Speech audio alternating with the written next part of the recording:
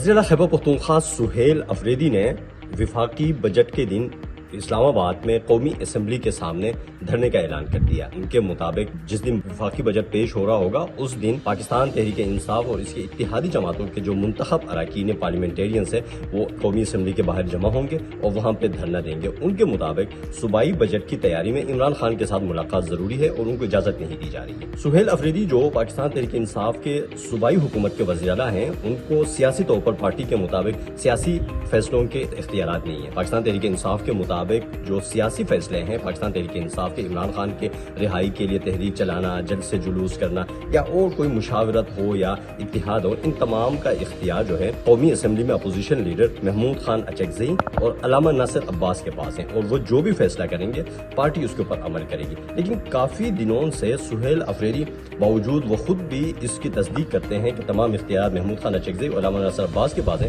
اس کے باوجود بھی فیصلہ سازی کرتے ہیں۔ اس سے پہلے لاہور جلسے کا اعلان کیا تھا انہوں نے، اور وہ بھی بغیر مشاورت کے ساتھ۔ اس کے بعد سے راولپنڈی میں انہوں نے جلسے کا اعلان کیا، وہ بھی بغیر مشاورت کے ہوئے تھے۔ محمود خان اچکزئی نے اس جلسے سے لاتعلقی کا اظہار کیا تھا۔ اس کے بعد انہوں نے اس جلسے کو امریکہ ایران مذاکرات کی وجہ سے ملتوی کر کے اس کی جگہ مردان میں جلسہ کیا، اس کی بھی مشاورت نہیں ہوئی۔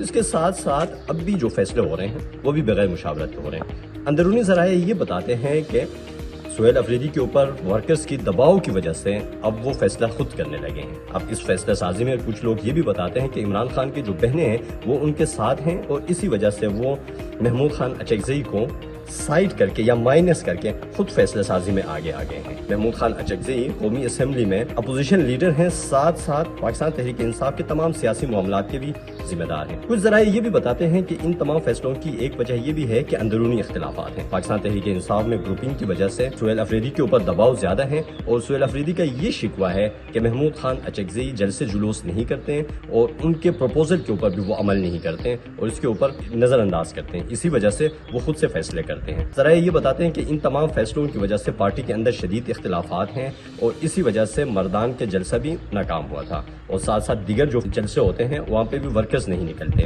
اس کی ایک بڑی وجہ یہ ہوتی ہے پارٹی کے اندر اندرونی اختلافات ہیں، اور ان اختلافات کی وجہ سے یہ حالات پیدا ہو گئے۔ تاہم کچھ ذرائع یہ بتاتے ہیں کہ دباؤ کی وجہ سے سہیل افریدی نے اب تمام اختیارات خود لے لیے ہیں اور اب سیاسی فیصلے بھی خود کرنے لگے ہیں۔